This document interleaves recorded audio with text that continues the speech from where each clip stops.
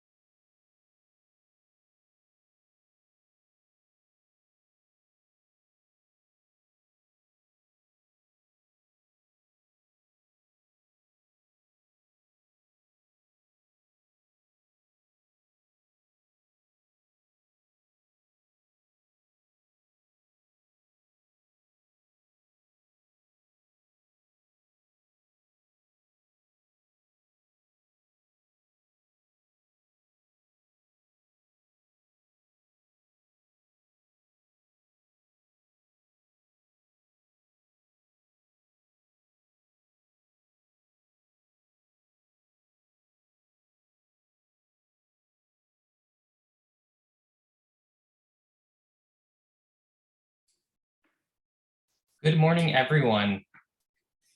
Thanks for tuning in. My name is Guillermo Gomez, Director of Programs at the Urban Design Forum. We're glad you can join us today for an exciting conversation on combating emissions in Medellin, Colombia. In case you're new to the Urban Design Forum, we are an independent membership organization based in New York City. We organize and mobilize civic leaders to confront defining issues in the built environment. We empower professionals of diverse backgrounds, industries, and perspectives to shape a better future for all New Yorkers. We investigate complex challenges in the built environment, study alternative approaches from cities around the world, and advance progressive strategies to build a more democratic city. A big thanks for the continuing support of our fellows, board of directors, and director circle. Today's presentation and discussion is part of our Streets Ahead initiative. Over the past year, the forum has been exploring ways in which New York City can boldly transform city streets to create connected communities. Following the landmark transformation of our streets to support social distancing when COVID-19 hit, we now have historic opportunity to take the best of what we saw streets could be used for and make those changes last beyond the crisis. We're building a brain trust of experts and advocates to dream up new possibilities for the future of our streets through the lenses of climate, commerce, care, culture, and continuity. This spring, we'll share a suite of new visions and mobilizing ideas for New Yorkers and work with the new city administration to shape more people-centered streets. So stay tuned for that. As we render new possibilities and assemble debates and discussions, we want to hear from you. What people-centered streets should we be looking at? Who should we be speaking to next, both in New York City and abroad? So please feel free to plug in your thoughts into the chat and where you're tuning in from. In our exploration, that's the coffee maker in the background, apologies everyone. In our exploration, we also know that in New York, we don't have all the answers. Cities around the world are making great strides to redesign and reprioritize their street space for children and neighborhoods, as we heard about several weeks ago when we tuned in and had conversations with Barcelona and also Fortaleza, Brazil. and so many other uses. We have so much to learn from being in dialogue with leaders around the world. And today, especially, we're wishing for peace and safety for our friends in Ukraine and of course, comfort for Ukrainians who call New York home. Today, I am thrilled to be moderating today's conversation with three wonderful leaders in South America and New York. Selfishly, I was excited to moderate the discussion since I have family from and still living in Colombia. But most importantly, I and so many others have been inspired by recent transformations in Medellin. Through thoughtful community-based efforts, the city has expanded the role of public space, connecting neighborhoods and communities and uniting the urban fabric. In more recent years, major investments in green corridors, expansion of bike lanes and electric buses, and the launch of the first low-emission zone in the country, a zona urbana de aire protegido, shows how transportation and climate action are directly linked. For today's event, we're excited to have Carlos Cadena-Gaitán share his work in Medellin as former Transport Secretary. After his presentation, we'll be joined by our invited New York City respondents, Louise Yeung, Chief Climate Officer at the New York City Comptroller's Office, and Shachi Pandey, founding principal of Mud Workshop for our exchange. So let's get started. If I can welcome Carlos to jump on screen with me first.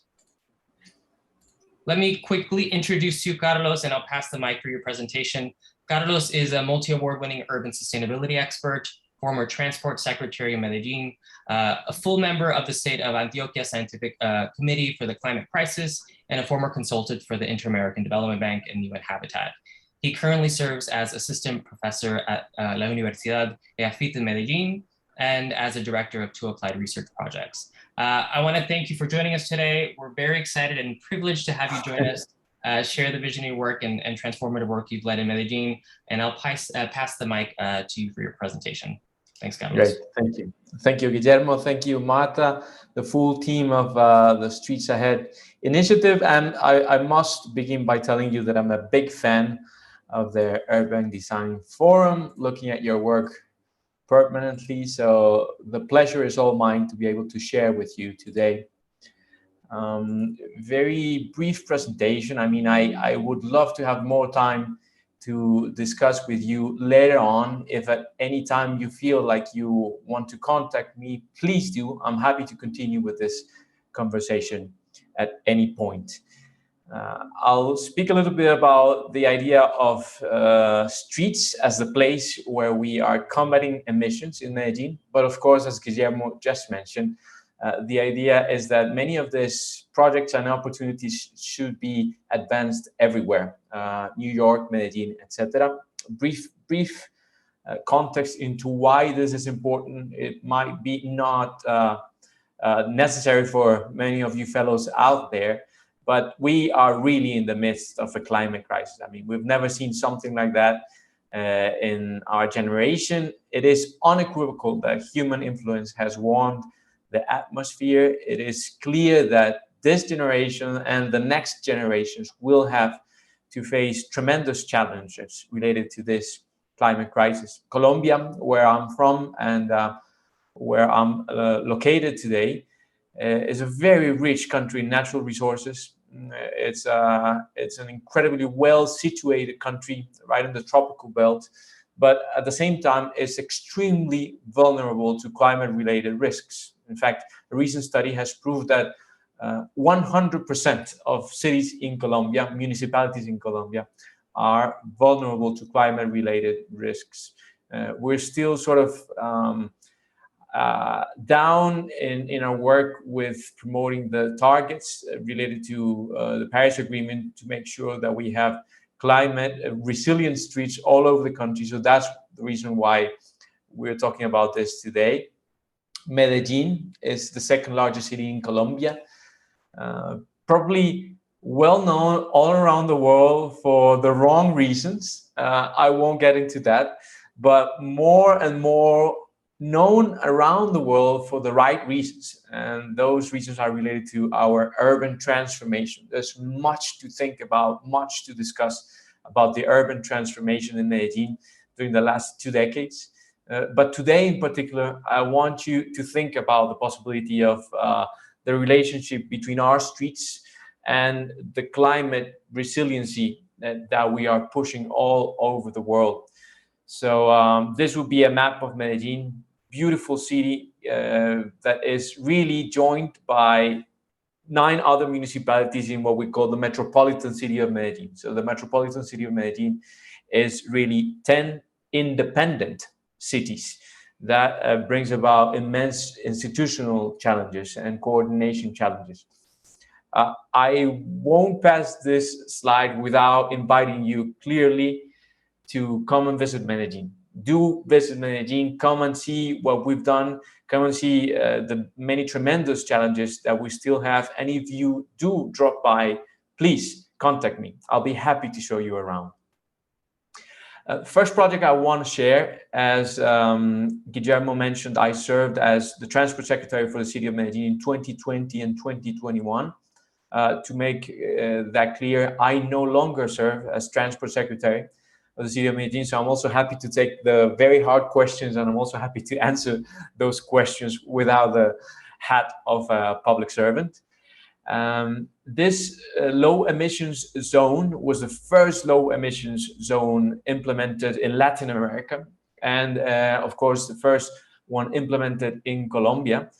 By now, 1.5 years later, the capital city of Bogota is already about to implement its low emissions zone, which makes us very, very happy and very, very proud. And another intermediate city, Manizales, is also thinking and planning on the implementation of its first low emissions zone. Our zone is called SWAP, for the acronym in Spanish related to low emission zone, mostly focused on the word for air in Spanish. Protected air urban zone would be the translation. And if in its first stage, it only was located in the central polygon of the city, about 2 square kilometers, right in the historic center of town. As you can see in the right side of the slide, our main objective with initiating with this idea was to make sure that we planted the seed for the growth of the much expected expanded city center low emission zone that we foresee should be in place by 2030, a much, much larger and much more comprehensive zone for the city of Medellin. The basis behind the low emission zone that we will call SWAP in our presentation has to do with streets as places for climate action, has to do with the different components that were included in the planning of the SWAP, but also in the components that should come in the next stages of the low emission zone SWAP. 2 main concepts that I'd like you to think about for the next couple of slides. Equity as the guiding principle for urban planning, and urban planning in Medellin has a lot to do with the fact that if we are a very diverse city, but also where equity continues to be our main challenge. The north side of the city has completely different socio-economic, socio-spatial characteristics from the south side of the city. And this continues to be a very meaningful challenge for the country of Colombia, and it's also related to some other issues, social and economic issues in our country. But also the fact that this zone was prioritized according to specific indicators related to demand management, the commercial use, the current commercial use in the historic center, issues related to public transit and cycling coverage, residential uses, and the possibility to have parking now and in the future. Some of this led to the main components of our planning project for the SWAP, the possibility of implementing pull and push transport policies, pulling the right modes that we want to pull into the historic center: walking, biking, transit, electric technologies, and pushing away the kinds of modes that we want to push away, diesel and individual motorized transport, to say the least. Also, thinking about the sector dynamics, again, equity as one of the main components, and the partnerships as the second immense component that allows for these types of projects to be maintained in the long term.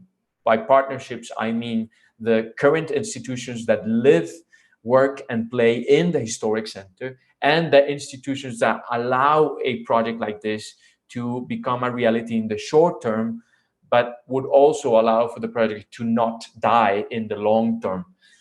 Patrimony has a lot to do with these institutions, and some other issues that also were considered during the planning have to do with the gender perspective and universal accessibility components to our swap. One of the most polemic initiatives within the swap project has to do with the congestion charging idea. Congestion charging has to do with the possibility of allowing for free choice of the mode of transport in the city, but covering the full social costs that derive from one's own decision. So, for example, we designed a pilot for congestion charging to be implemented in the swap for Medellin, the historic center, but also with the idea, and this is a crucial component of this low emission zone, to expand it to the rest of the city in the short term. I'm sure I'll get questions about this. I'll be happy to answer those. Some of the pictures that I'd like to share with you have to do with the before and after of some of our streets.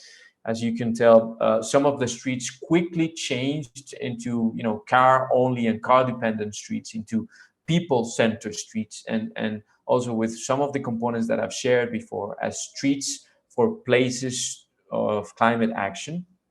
Alhambra, for example, is the oldest still remaining street in the city, in the historic city of Medellin, which is now a pedestrian-only street, and that is it makes me feel extremely proud to have signed that decree and allowed for the pedestrianization of additional streets in some other places of the city.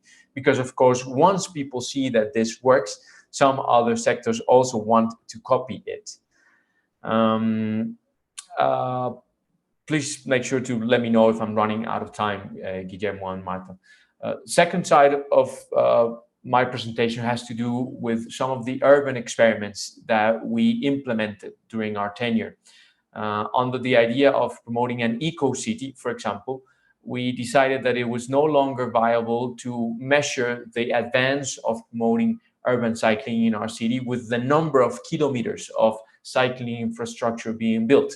On the contrary, we decided to push forward indicators that actually have to do with how many people ride the bicycle each day, and moving from a 1% distribution of modal distribution for cycling into a 4% distribution of urban cycling by the end of the tenure, and with a large component of female cyclists in that modal distribution.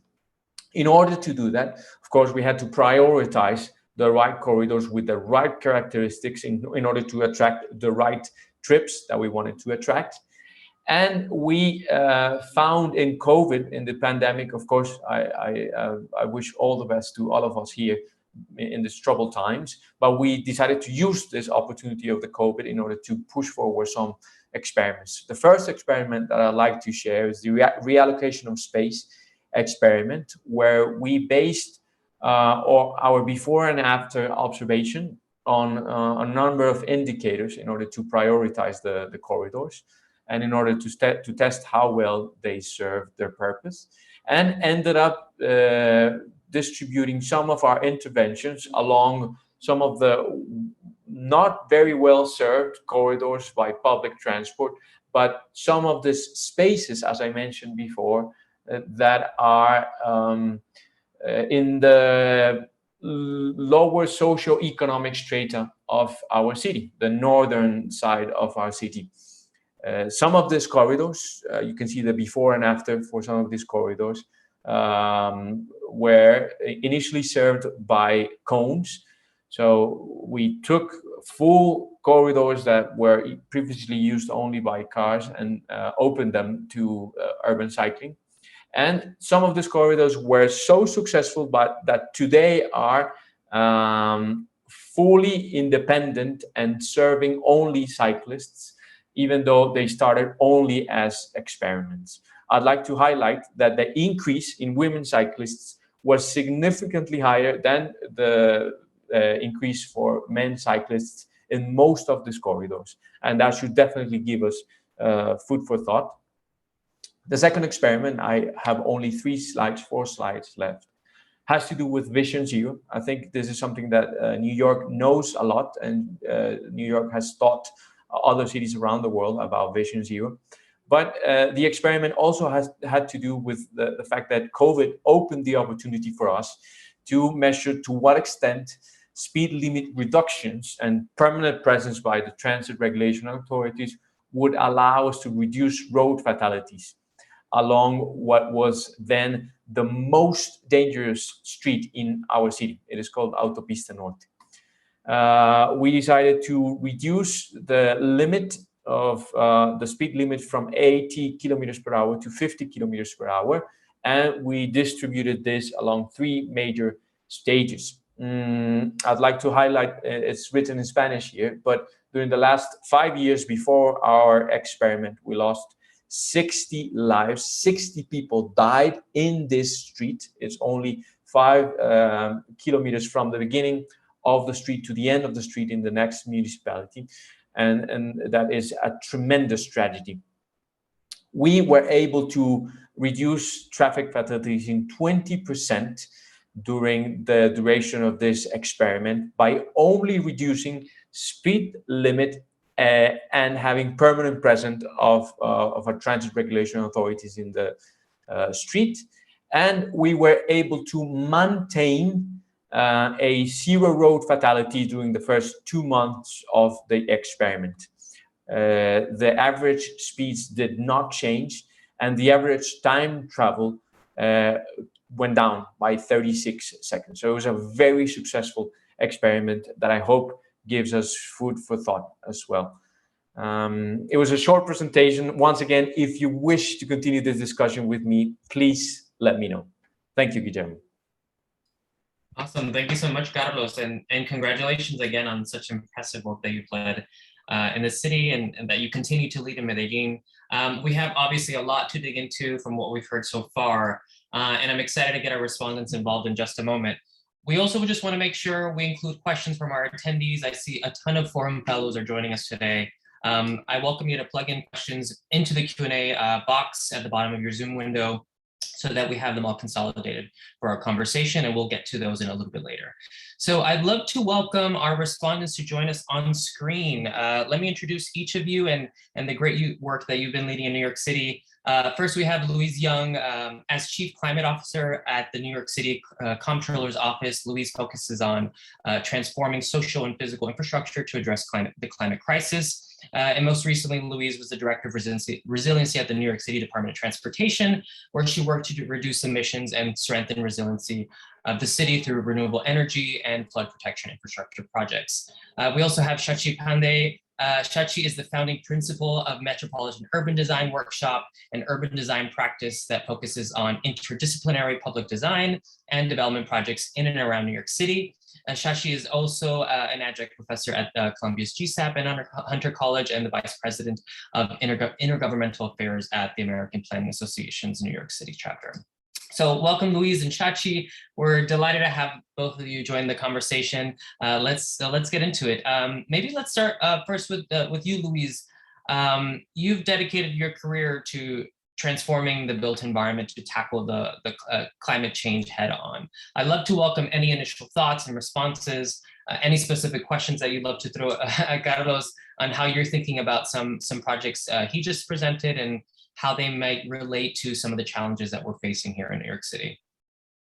Yeah, thank you, Guillermo, for that really nice introduction. And I want to start by just saying I'm really inspired, Carlos, by all the work that you shared. And there's a lot of connections that I even jotted down as you were talking. First, I wanted to especially thank you for connecting the work around streetscape design to gender. And that hits very personally for me, as violence against Asian women in public space has been on the rise across the country and in New York City. And the recent murders of Michelle Go, who was pushed onto subway tracks, and Christina Yuna Lee, who was followed home and killed, are horrific. And I think along with better mental and physical health and housing services, I really agree that thoughtful streetscape design and transportation design can play a very large role in ensuring that women, femme, and non-binary people can, move from place to place without fearing for personal safety. I'm also particularly interested to delve into some of the challenges that you all navigated on the congestion charge aspect of your low emission zone, particularly as New York City advances our congestion pricing below 60th Street in Manhattan. So maybe we can get into that in the discussion.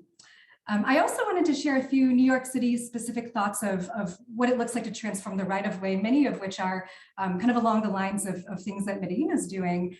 And first, starting with, what does the Comptroller even have to do with climate change, which is a legit question. So we are the accountability arm and fiscal steward for the city. And in fact, this is the first time our office has ever had a chief climate officer.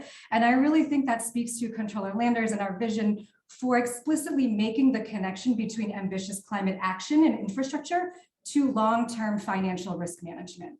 There's a very clear financial case for investing in climate solutions. Analysis shows that every $1 invested in climate mitigation saves $6 of damages and disaster recovery. So, I'm really excited to take a climate lens to our city's budget and finance, and actually really proud to be the first and only city pension fund to divest from fossil fuels and have a target of reinvesting $50 billion into climate solutions by 2035. So in thinking about what complete resilient streets looks like for New York, I loved Shachi's phrase of streets as places of climate action, which Carlos, you also mentioned. We want to make sure that we're investing in sustainable transport modes so that it's easier and safer to bike, walk, and take mass transit. Also, physically reallocating and reprioritizing space, as you mentioned, Carlos. And since pandemic in New York, car usage has been up, subway ridership has been down, but promisingly bike ridership has really soared. And last year, city bike trips rose 33% to include 12 million riders. That's huge. I wish I had the gender breakdown now that you're talking about it, but I don't. And for those who must drive, we want those cars to be electric, which is why DOT is building out a very ambitious curbside electric charging station network for public use. And not just thinking about tailpipe emissions, but also, I'm really interested in the physical materials we're using to pave our roadway system, thinking about embedded carbon, recycled asphalt, and experimenting with innovative and durable paving materials that help us address our carbon goals. And then I wanted to end by thinking about resiliency, not just about emissions. In New York City, by council legislation, we actually started incorporating climate resilient design standards into all of our infrastructure and capital projects. And this means that any project that's being built, whether it's a Vision Zero pedestrian safety improvement or a new greenway, has to be designed to meet climate conditions by the end of its useful life. It's beyond transportation too. And for the first time, I cannot underscore how groundbreaking this is. Unlike FEMA or federal highway or building code standards, this is the first time that we're using forward-looking climate projections rather than historic backwards-looking data to think about how we design for flooding and heat mitigation, because we know those things are only getting worse. And so when we're thinking about a curb bump out for Vision Zero, how can we also ask ourselves where the opportunities are for bioswales or street trees or other resilient elements to capture stormwater and improve the public right-of-way? And I think from a fiscal efficiency perspective, that ensures good, efficient capital project delivery that maximizes co-benefits, and would really love to see more projects do that in the future. So, all these things are great policies, and we want to make sure that we're keeping the city accountable to meeting those goals and to following through. So I also wanted to plug that the Comptroller's office will soon be launching a climate dashboard that will serve as a one-stop shop for tracking the city's progress on reducing emissions and preparing, sorry, my phone rang. Reducing emissions and preparing for climate impacts in a way that's very accessible to all New Yorkers. And we hope that that will shine a light on our good work that we're doing across all those fronts in the transportation sector and beyond. So I'm going to stop there. I think there's a lot to chat about, and excited to hear from you, Shachi, about this. Thanks, Louise, for those terrific comments. I'm excited and looking forward to seeing that dashboard. You've laid out a ton of terrific points that I'm excited to unpack in the conversation. Let's turn to you, Shachi. As an urban designer who's worked in New York City and internationally, and quite familiar from my understanding of Medellin, I'd love to hear some of your thoughts and responses. You've been such a terrific and trusted advisors throughout our Streets Ahead series. What do you think New York City can learn from Medellin and our ambitions for climate action?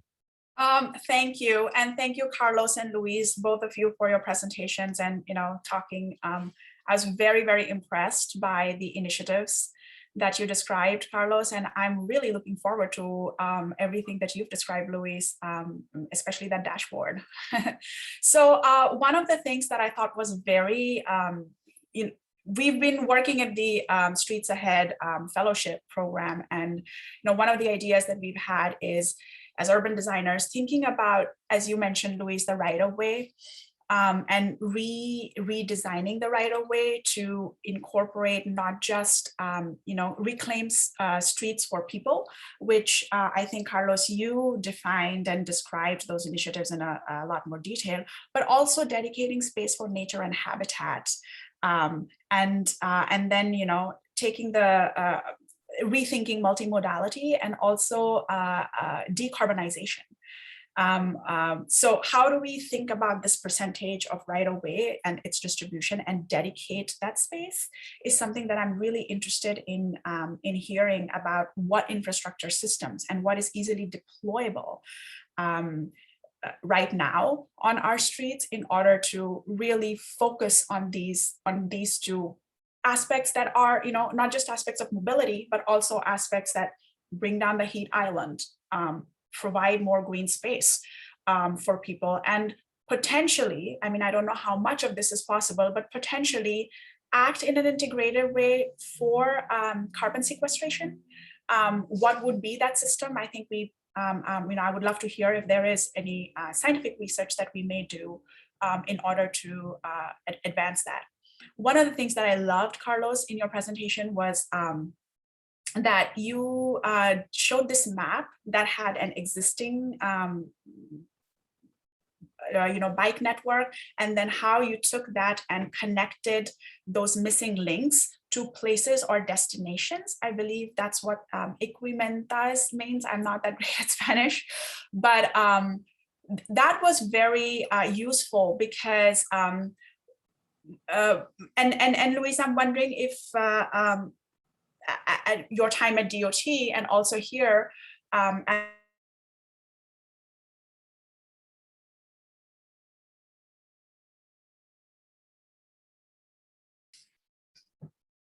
Looks like Shachi froze for just a moment as we wait for her to kind of log back on.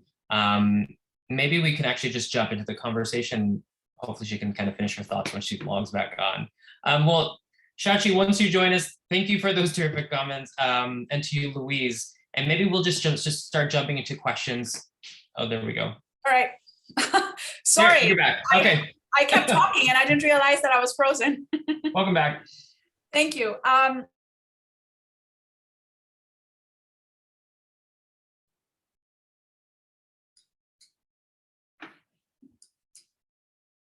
Well, as we wait a couple seconds as hopefully her Wi-Fi refreshes, and then I think you're back. Hopefully for good, Shachi. Do you hear me? Yes. Do you guys hear me? Yes. Okay. So I'll the connectivity diagram, the connectivity map that you showed us, Carlos, that was very, very interesting, because I loved how you guys determined what were the locations or destinations that people were traveling to. And I think that that is something very useful to have, to really study what places people are likely to go to and prioritize this so-called green transportation as the first choice. So not just thinking about infrastructure, but I loved how you guys thought about densities and places that people are more likely to visit using their bikes and using other green modes of transportation. So that is something that's commendable, and I'm hoping that we could actually think about that more I guess in a more educate people more about that and make it much more easier and accessible so that we increase the ridership in New York City. And lastly, I loved the gender thinking that you brought into it, and Louise, you explained why. I think that is very sensitive, and I'd love to hear why in Medellin actually you prioritize that. What was the reason, and how we in New York can actually make streets safer for everyone. And one more thought that I had was in this age of where Amazon Prime and our expectations for deliveries have just changed. We want everything in 2 hours or in 6 hours. How did you, Carlos, in Medellin, and Louise, how can we kind of address and think about off-peak delivery or deliveries at a time where streets can double up as and temporarily just the nature of streets can change to serve both functions at different times. I know that there are some initiatives that the Department of Transportation is taking, but how could we potentially not just increase partnership beyond businesses and beyond business improvement districts and others with sort of financial capital available in order to execute this? How do we one of the questions I had is how do we include people us, for example, as professionals getting together with other not-for-profits and community members who don't necessarily have the financial and wherewithal to pull this off. So that was just our thoughts of what we've been thinking about in the fellowship, as well as what I'd love to hear more from both of you in terms of where we can go to really think about streets as a place for climate action. Thank you so much, Shachi, and it's been wonderful to have you as a part of our brain trust for Streets Ahead. Again, a lot to unpack. Excited to jump into the conversation. I have a number of questions, some that you definitely all highlighted. So let's get into the conversation. So maybe we can think about, and as a reminder to everyone, please feel free to plug in questions through the Q&A box. I'm already seeing some kind of flowing through. I'll as well as possible kind of weave them into the discussion, but definitely leave some time towards the end of our conversation today. So maybe let's start with a question with you, Carlos, and then I'll open it up to Shachi and Louise. I wanted to start with one of obviously the defining events in the past couple of years, the pandemic. I know this work all began before COVID, and at least here in New York City, the use of our streets dramatically changed over the past 2 years. Even though this work began before the pandemic, how do you think the pandemic in these 2 years altered or advanced the work? And probably most importantly, the public discourse around climate resiliency and planning and transportation planning. Thank you. Thank you, Guillermo, and thank you, Louise and Shachi, for your questions and comments. I wrote all of them down. I'm not sure if I'll get to answer or reflect upon all of them. I would definitely like to get a chance to reflect on the gender topic. Guillermo, to answer your question, I'd say that we started the government in January 2020. It was a completely different world back then, and we had completely different expectations from the city government. 2 months later, everything changed, just like it changed for all of you out there. And my first reaction to your question is it was way too hard. It was way too hard. I mean, it was impossible to regulate what we had to regulate. It was impossible to think about the dreams of projects that we had brought into the city government because the reality, the financial reality, to say the least, had completely changed from one day to the next. However, and I did notice that a number of you wrote some questions in the chat related to the experiments. However, it did open the opportunity for urban experiments. This is not often the case in places like Colombia, because it's extremely dangerous to implement experiments due to the fact that these are public funds. But it did open the opportunity for us to push forward many experiments. I come from the university. I am a professor, researcher at the university. So I do think that this is the right bridge between, applied science and public policy. So I took on the advantage of the COVID window of opportunity to push forward many experiments, not just the ones that you saw. And it is the reason why we were able to push forward some of those. Some of our major projects were delayed completely because of the pandemic. Some of them will probably never see the light. And the financial realities of the on average transit and transport projects that were currently in place, for example, the Medellin Metro and some others, are still sort of up in the air. I'd like to briefly comment on the experiment on the cycling infrastructure in the northern side of the city, more than 5 kilometers that you saw in one of the pictures. And it was just so successful because from one day to the next, suddenly people had the opportunity to join the existing infrastructure, existing cycling infrastructure from dozens of neighborhoods in the northern side of the city, and thus were able to use the bicycle, which they previously never think about doing. There was a 300% increase in women cyclists only, 300% increase from the numbers that we saw in 2019 to the numbers that we saw in 2020. So, I mean, some of these experiments really changed the way many of us think about transport in the future for Medellin streets. Thanks, Carlos. I want to open it up definitely to Shachi and Louise. What are those shifts that resonated with you the most, or that you observed the most and experienced here in New York City during the pandemic, or at least to the height of the pandemic, and some of the initiatives that ended up being rolled out? Yeah, I mean, I think from just a couple of thoughts, and there's been so many shifts in pandemic that it's hard to cover all of them. But one thing is that pandemic, with our Open Streets program, it's really opened our imagination of what's possible for streets. And I think Carlos's examples also underscore that. You saw yoga classes on the open street in 34th in Jackson Heights, and open restaurants. And that was amazing and continues to be amazing. With a great deal of love and respect for my DOT colleagues, many of whom I see on this today, I think there's room to push on the equitable distribution of some of those things.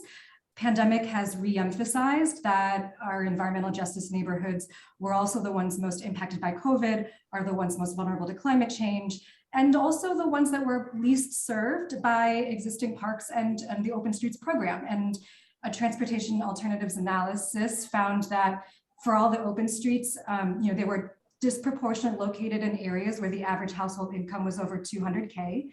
And that, for example, 84% of the listed open streets in the Bronx were not actually operational compared to just a quarter in Manhattan. That's a really big, disproportionate impact. And you could say the same thing of analysis of bike lanes and other kinds of amenities.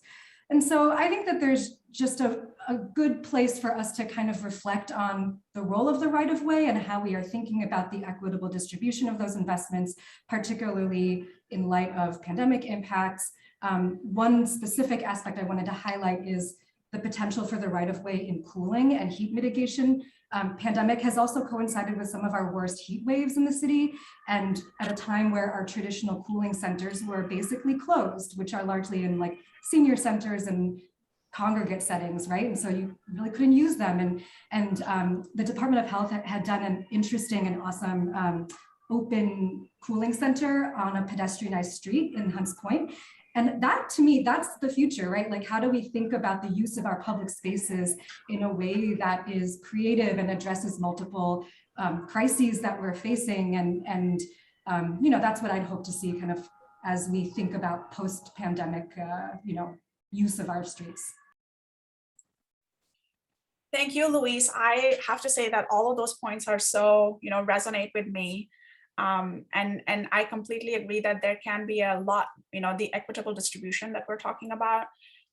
We could work a lot more, and places that, are the places with a certain income group, they were the ones that actually did not benefit from as much as they could have from the Open Streets program. And so I'm also, wondering if there's ways to, as I mentioned earlier, to expand partnership. I know that traditionally, these partnerships, either they have like some sort of a matching grant or financial and technical ability that they can bring on or pay for in order to execute this. And are there ways that the SBS or DOT can support programs that would actually help with the implementation aspect of this, and then the other thing that I noticed was that streets as public spaces became so important during the pandemic, especially because we all, compared to the rest of the world, New York City apartments are smaller than, so per square foot private space that people have here is, less than what people might have in other parts of the world. And I think now what we're seeing is that a lot of like the open restaurants programs are still everyone's making use of that, and it's great that we have it. But then again, is there a way that we can truly think about this as a public space without having to without having to have economic development and commerce associated with it? If this was a public space where it strengthen it even more as a public space with biodiversity and nature, and bring in heat mitigation into and space for play and fun without having to spend any money. For how can we push that? That is something that I would love to see our streets in New York do. So those are my thoughts. Thanks, Shachi.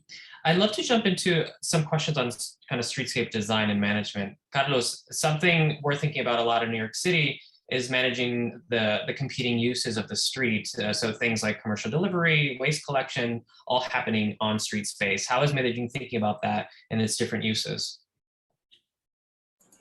Well, it's Medellin. I would like to start by sharing a very brief context of how Medellin looks. Medellin is a highly densely populated city. It's high up in the Andes mountain range, and it's absolutely surrounded by mountains. So space is absolutely scarce. In fact, one of the major challenges for transport planning is the fact that there's no space for all different modes, and people, of course, continue to think. Some people think that we need to expand space for individual transport modes. So from the very perspective of discussing this, we still have a huge public challenge in Medellin. Having said that, I'd like to also start answering your question, Guillermo, with saying that what we really have been working on, at least during my tenure as Transport Secretary, had to do with the rhythms of our streets. The rhythms of our streets in allowing space for us to coexist as different modes, but also I like Shachi's point a lot, with biodiversity and with other species, but also along the different services that ought to be provided by streets and neighborhoods. So by rhythms, we mean the fact that we are often in Medellin sort of expecting a very high speed delivery of services and very high speed transport network and very high speed interaction between species and between humans. So we really were working, and I continue to work on that. I will continue to work on that in changing the idea, the discussion, and the service provision potential of the rhythms in our streets. We expect to have slower streets, streets that allow for a multiplicity of services during the right timings, starting to use the night times for many other services that we still today only allow during the daylight. So rhythm as a very key concept in optimizing space in our streets. Thanks, Carlos. Here's one question that I know we talked a little bit about in prepping for this event on congestion charge and pricing, since we're about to experience that here in New York City. Maybe there's a question again for all of you, but definitely curious how Medellin is approaching it, especially in its low emission zones. How are you managing the traffic around those spaces? What are some of the challenges that you face when implementing it? Was there any either political push or community push through that implementation? Always helpful to listen to some of the challenges other cities are facing as we implement it here in New York City. Yeah, I'll tie this with some of the other questions that I saw in the chat about how people react, right?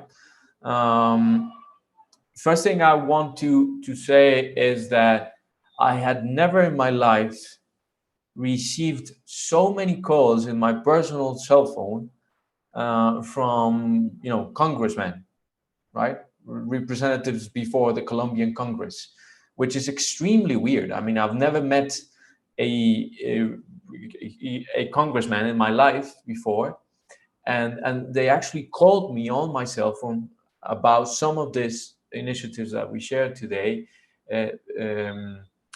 expecting me to sort of pull the plug on some of these ideas. So first thing I want to say is that, I mean, that's the context of how polemic some of these initiatives have been and will probably continue to be in Medellin. Secondly,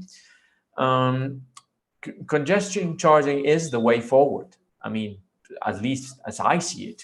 In Medellin and in many places around Colombia, we have a very anachronistic approach to demand management. I'm not sure if you've heard of this, but it's called the rotating license plate scheme, in Spanish pico y placa, by which some license plate numbers are not allowed to circulate on specific days and times.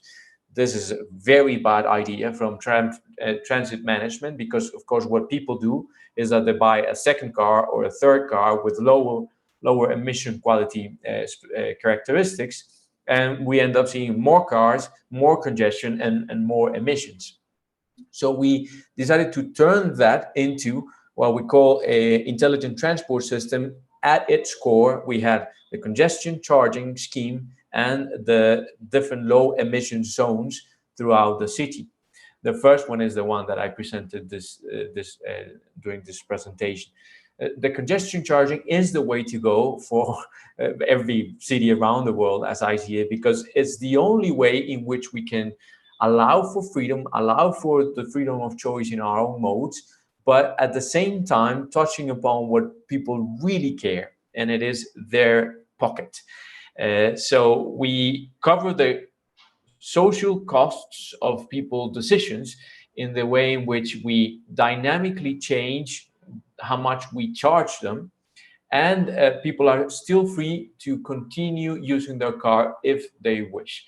The first pilot was implemented not long ago in Medellin, and it didn't go as planned because it failed to include an equity component to it.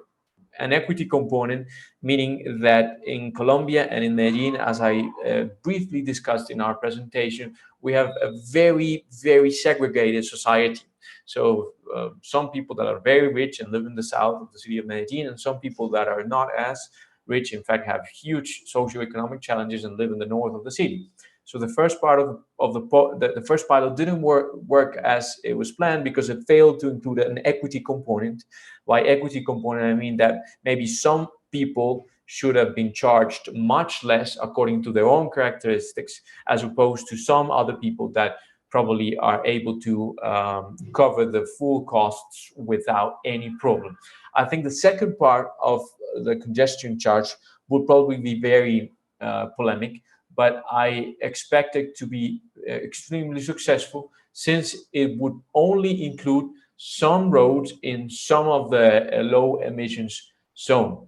I'm happy to share some particularities of what we had planned via email later on. But to conclude, Guillermo, I look forward to New York's experience with the congestion charging. I'm a big fan of congestion charging if it includes what we call pull and push, pushing away the modes that we don't want to attract and attracting and allowing for some of the modes that we are attracting to be a reality.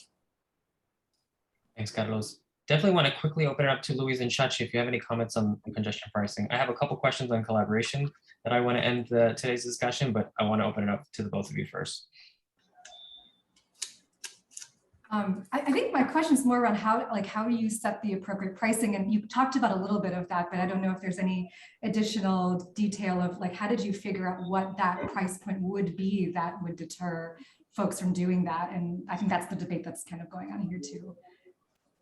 I kind of want to add to that is that this is a very interesting thought, Carlos, that you had, that people, I mean, it is an infrastructure, but thinking about equity, people who can pay for it without much, without hurting their pockets, and then there are people who actually cannot pay for it. What are your thoughts on how this can actually be incorporated? So it is not only about the parameter isn't just dependent on the time, it's also dependent on your own socioeconomic status. That is actually very interesting. And is that even possible? Yeah, I mean, I'll say that we have to factor in equity in any type of congestion charging scheme. That is my view, and as I just mentioned, it was sort of the biggest challenge, and it still continues to be the biggest challenge after the first congestion charge pilot was implemented. In the case of Medellin, it's obvious because of how segregated the society is, and Louise and Shachi just sort of summarized it. But I still think we need to factor in equity. And for example, in the future, what I think needs to happen is people need to be able to have the possibility to pay for their trips, and their trips depending on their times, destinations, and also where they begin their trip. But at the same time, we need to factor in their income, in a sense, or in Colombia, we have something that is extremely bizarre, but it's called the socioeconomic strata. So every person lives in a specific neighborhood and is assigned a strata according to the neighborhood where he or she lives. So we could sort of cross those dimensions. Thirdly, and this is something that we we advanced during my tenure, but I still think it's a very good idea, and I hope the city continues along that road, is to cross the current taxes that a car owner needs to pay, for example, in order to use their car, and sort of return some of this credit that they've already paid by those property tax for the car into a credit for using the roads during the times in which they would have to pay. This continues to be the crucial question. I mean, how do you factor in equity? Because at the end, it cannot be, in cities like Medellin, in countries like Colombia, it cannot be the same price for everybody. It wouldn't be equal. Just like, I'd like to share a final view on this, just like you have to factor in gender for every single transport planning idea and policy, you have to have factoring equity for congestion charges. Thanks, Carlos, and some of those terrific questions from Louise and Shachi. I know we're at time, and maybe we'll just end with one final question, and maybe kind of go all around. I'm just kind of curious to hear all of your comments. How can we build, and I'm also weaving in my last question, interagency collaboration, but again, we'll just keep it broad. How can we build a culture of collaboration, and I think most importantly, political will, so that we can get climate action in our streets? And maybe we can first go around, start with you, Shachi. Louise, and then end with you, Carlos, and how, if there are some lessons learned that you'd like to pass on to us in New York City as we take on some of these similar projects. Well, I'm going to speak to, my experience as an urban designer in terms of like collaboration. But I want to hear, I don't know how, much I know because I have not worked in the public sector in terms of like collaboration, in interagency collaboration, which I think would be fantastic. One of the things that I, have experienced is that it's really easy for us to, as consultants and urban designers, team and partner with other not-for-profits and sort of non-public entities. It's kind of like almost easier and more, there's like fixed projects that you can take action on. One of the things and ideas that I have is that if there is a way to build a repository of information and experiences and lessons learned from each of the projects that are implemented that can be shared maybe in New York City at a business improvement district level, or where all the bids meet, or where all of the community boards. So if there is if there could be an initiative where we could have a repository of sort of like the best practices and also costs and in implementation and what we need, then I think that would be something that would be much easier for on the ground work that that people would do, like a toolkit, not just for what to do, but what problems you're going to run into if that happens, and how can you tackle that. But I also think that having for some of the larger projects, I think having a clear direction a clear direction where all the different agencies who might be responsible for and for providing approvals on the same project, having more clarity and direction and that coordination for us, that is definitely a lot more, And then lastly, I had another thought that, on our streets, if there is digging or utility or construction work happening on the streets, is there potential for us to know the timeline of that in advance, so that if there are any other, projects that our clients maybe, have on that those two can be coordinated and, happen at the same time, so as to, mitigate the costs and also not have to do the same work twice. Because I know that we do, the work happens too many times on our streets, and there is no sort of coordinated construction schedule or utilities maintenance schedule that, is available. And if there is, I'd love to know more about it. So some thoughts there. Yeah, thank you, Shachi. And I really agree with everything that you said on the last point. We also want better, efficient project delivery, because when you're reconstructing a street, for one thing, you should be doing all the things if you can. And so I think that is important. The question of interagency collaboration makes me think of a couple of things. One is just making sure that agencies are funded appropriately, not just for the capital side, but also for the operations and maintenance. Most of the time, as my experience in the agencies, people that are working to do these projects want to do the right thing and want to be innovative, but if you're not getting that funding, it's an unfunded mandate, right? And so I do want to kind of think about that holistically and not just be like, oh, DOT, you're failing to do this, and DEP, you're failing to do that, right? Like there's kind of a larger institutional issue that we just don't fund our infrastructure very well, and we're all trying to make the best of that system.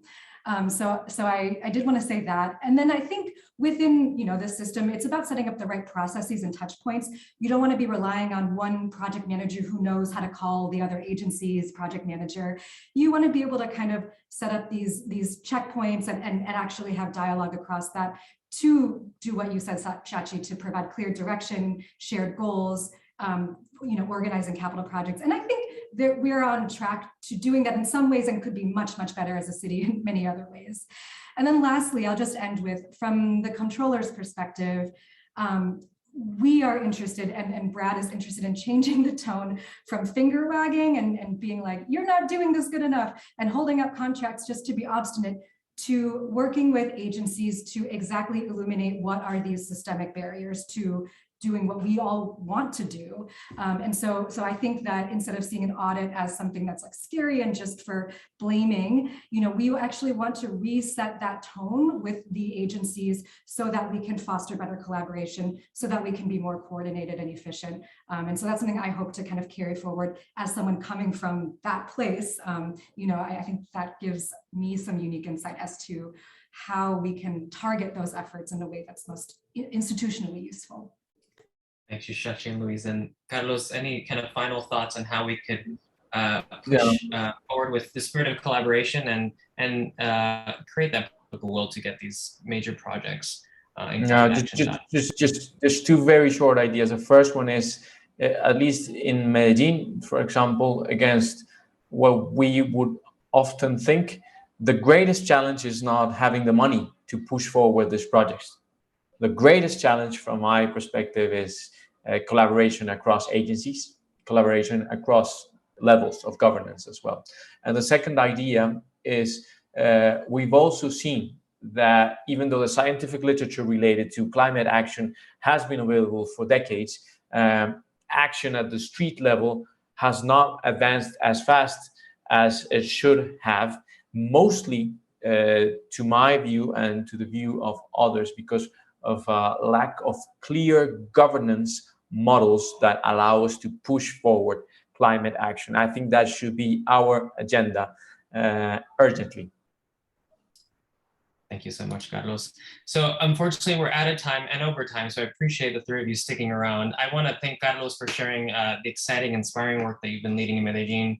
I want to thank our terrific respondents, Louise and Shachi, for their continued and dedicated work on climate action here in New York City. So important. And of course, I want to thank all of you for tuning in, our fellows and friends, and for asking such really thoughtful questions. And of course, my colleague and co-pilot, Martha Snow, for her background technical support today, and of course, her partnership throughout this program. We want to thank our fellows, board of directors and director circles again for their continued support at the Urban Design Forum. Make sure to join us on March 29th for a conversation on Paris's re-enchantment of the Champs-Élysées. We'll drop a link in the chat. It'll be our last global conversation as part of our mini-series called International Streets. Again, if you have projects or plans you'd like to discuss, please feel free to reach out to us at the forum. Thank you again and have a great afternoon, everyone. Thanks for tuning in. Thank you.